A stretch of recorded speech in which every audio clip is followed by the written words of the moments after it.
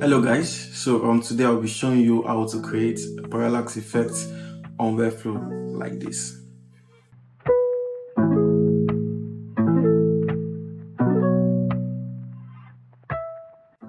Okay, welcome back. So we are going to do this in just a simple step. So it's quite simple and straightforward. So let's quickly preview this page to see if we have the effect. You can see we don't have it yet. So all we have to do is to add a background image to the div. So I've already added mine already, as you can see.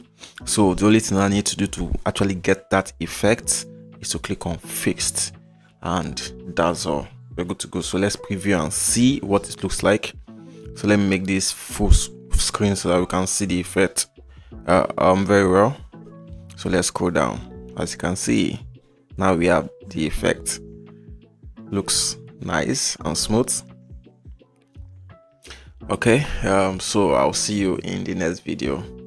Bye.